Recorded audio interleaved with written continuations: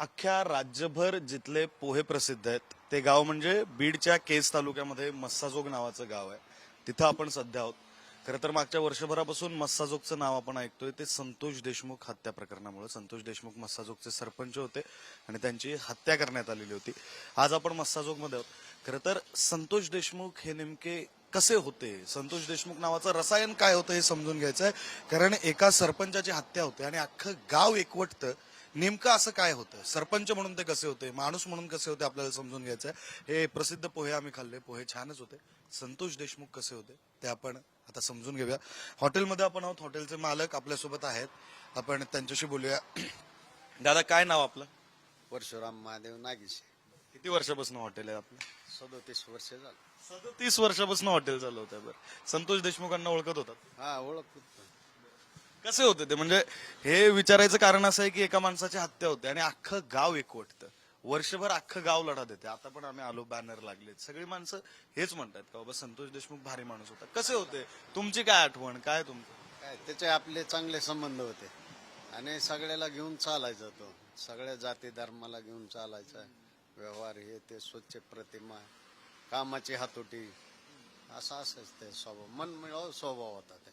आता कसं होतं, सरपंच माणूस असला की तो जरासा आर्थिक दृष्ट्या बाबा सबळ असतो, गावातल्या कोणाला मदत लागते काय, त्या अनुषंगानं ते म्हणजे कसं, म्हणजे मदत असायची सगळ्यांना, काय करायची? मदत करायचा ना, मदत करायचं. अडी अडचणीला पडायचा, दवाखाना हे ते, प्रत्येक गोष्टीला धावून यायचा तो. हा.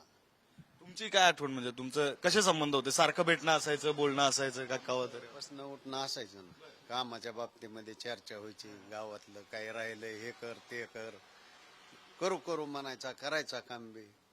हा. तुमच्या हॉटेलमध्ये यायचे? हा, माझे त्याचे चांगले संबंध होते, घनिष्ठ संबंध होते.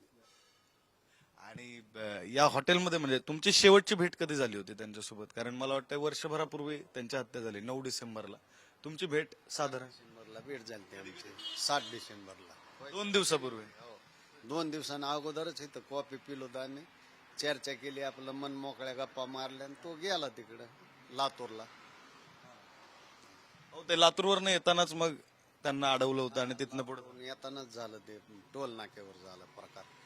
7 तारखेला तुम्हाला असं काही वाटलं होतं की त्यांच्याकडे बघून की बाबा असं काय होईल, किंवा ते टेन्शन मध्ये वगैरे असं काय वाटलं होतं का? काही नाही, टेन्शन मध्ये नव्हता. मन मोकळ्या गप्पा मारल्या, हसलोत, कॉफी पिलोत आणि तो गेला तिथून लातूरला. मग तुम्हाला कधी कळलं हे असं झालंय म्हणून, संतोष देशमुखांची, संतोषभाई यांची हत्या झाली हे केव्हा कळलं?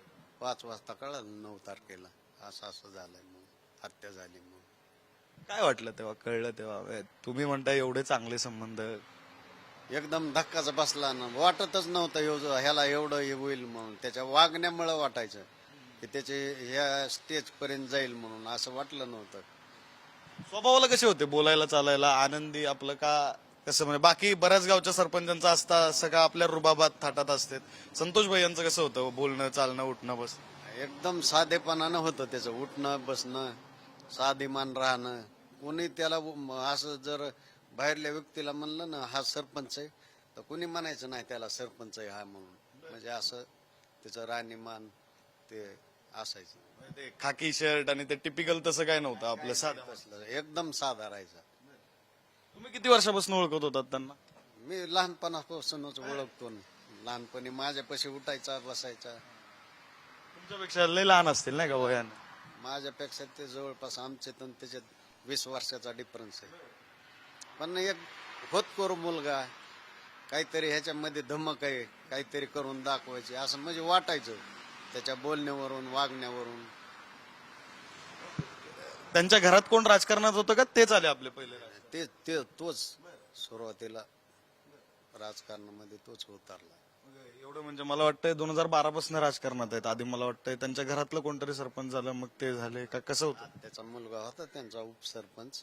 मी बॉडीमध्ये होतो ना, पहिला 15 वर्ष होतो मी पण. नंतर तो आला, ते म्हणलं करायला बरं झालं, चांगलं करायला. घरातलं कोणी नसताना त्यांचं पण मला वाटतंय आर्थिक असं काय फार पाठबळ, त्यांच्याकडे पण फार पैसे वगैरे असं नसतं. एवढं असताना राजकारणात एवढे सक्रिय, सरपंच वगैरे, हे सगळं कशामुळे, म्हणजे काय गुण होते त्यांच्यामध्ये असं की? वागण्यामुळे गुण होते ना. हा. सार्वजनिक कामामध्ये तो असा म्हणजे त्याला किती करावं काम सार्वजनिक मध्ये किती नाही असं वाटायचं त्याला. आणि तो धावून जायचा प्रत्येक कार्यक्रमात, हे अग्रेसर असायचा. हत्याहून वर्ष उलटले, आता वर्ष होतंय 9 तारखेला.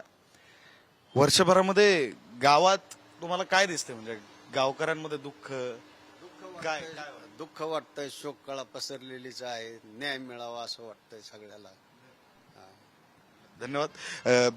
आपण मस्साजोग मध्ये आहोत. आपण एका हॉटेलमध्ये पोहे सुद्धा खाल्ले जे इथले प्रसिद्ध आहेत, आणि संतोष देशमुख नेमके काय होते ते आपण समजून घेण्याचा प्रयत्न करतोय. संतोष देशमुख हे मस्साजोग गावचे फक्त सरपंच नव्हते, तर ते सगळ्या गावचे लाडके होते, हे आपल्याला सगळ्या नागरिकांच्या बोलण्यातनं लक्षात येते. कॅमेरा पर्सन सतीश सह मी विक्रांत शिंदे, पुढारी न्यूज, मस्साजोग.